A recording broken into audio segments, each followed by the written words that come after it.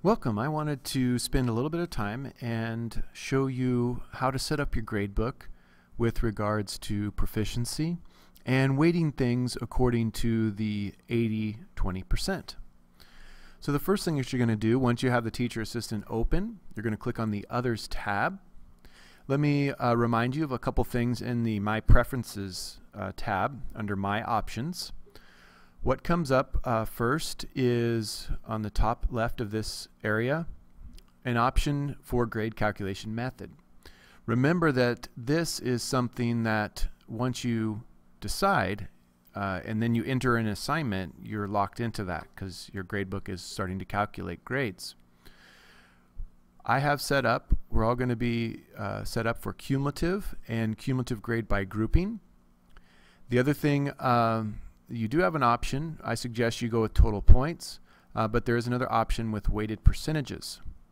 What that means is if you have chosen weighted percentages, the gradebook would take each assignment value and convert it to a percent for all. So each one of your assignments would be converted to a percent, and then all of those percentages would be averaged.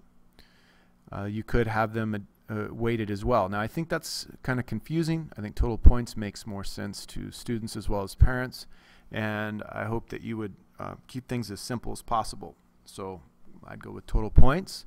We need to make sure that we have this assignment type weights checked.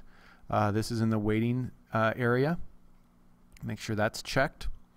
A couple other things to consider. Assignment order descending would be important.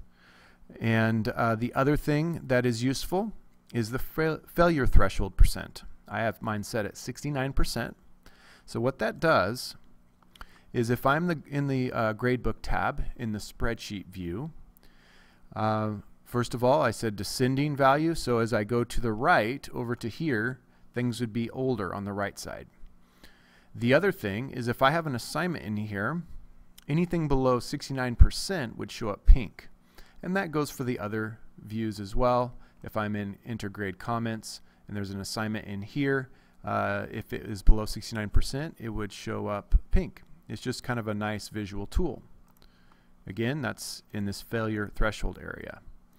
The rest of it is set up, so we're going to go ahead and move on over to My Preps. And so when you're in the My Preps area, you can see I have 6 preps set up. This is how your gradebook is going to calculate. If I go into Proficiency, I actually made a category here just so you can kind of see a generic setup. I have over in the categories the different standards for this class. You are limited with an amount of text you can put in here to describe what you're teaching, but for each assignment you can actually assign a category so that it can communicate a little more additional information about the assignment. Assignment types, when you click Add, you can choose those 2 areas, and then here's my weight of 80 and 20%. So you can go in there and change those. Click OK, and then you could save. Now in my biology one, that's the one I'm going to be using this year. I went ahead and I added all my prep classes, so I checked the box. I added the prep classes for the year to this prep, and I'm going to need to do some changes here. So I'll show you how I did those. The first thing I'm going to do is I'm going to go here and modify what I've already done. This grading scheme, I'm going to simplify it. It is actually set up for an 80. Well, this one's a little more complicated. I have 4 things. I'm just going to simplify and do 2. So I'll uncheck these. I'll clear them all out. It's going to give me some errors as I'm clearing them out, but it's okay. I'll check these 2 boxes. This one's going to be 80, and I will check it. Default means it's what pops up each time I add a new assignment. This is what's going to show up as default. So I will go and then choose this one to be 20.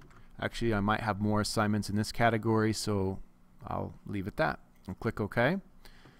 And there must be something here because I still see labs and tests, so I better modify that. I'm going to uncheck that box and uncheck that, and now that looks right. So I have the 80-20 set up. Let's go back into biology. The other thing, again, we can modify these categories so that they are a little more descriptive, and maybe have like a standard code like I did here. H1L2 DNA, H1L4 cell processes. So if I wanted to add another one, a descriptive category, I could say something like H1L1 O. Let's see when I run out of room here. Organic macromolecules. So I wasn't quite able to spell that all the way. So if I just abbreviate organic as O, macromolecules. Okay, so we are starting out with this standard, and so when I check that as default, when I go and make a new assignment in the gradebook, that's what's going to show up first. So let me tell you or show you what that means, those defaults. I save. Now if I go over to my gradebook, and now I add an assignment. So now let's look and see what's under categories. The default I checked, H1L1, organic macromolecules, and assignment type, assignments and homework. Also, the default score was 10. I'm going to be using a lot of 10s and 100s just for simplicity and so that parents and students can easily understand. So again, everything that we do in our gradebook, we would want to make sure we check that box. I always make it the day that I create it. The narrative is kind of a descriptive of that assignment. And I could go ahead and fill this all out and then click Save. So we won't save that. So there's not a whole lot of setup in the Others tab. It took me just a few minutes to do that. And I'll have some additional handouts for you as well. Thanks.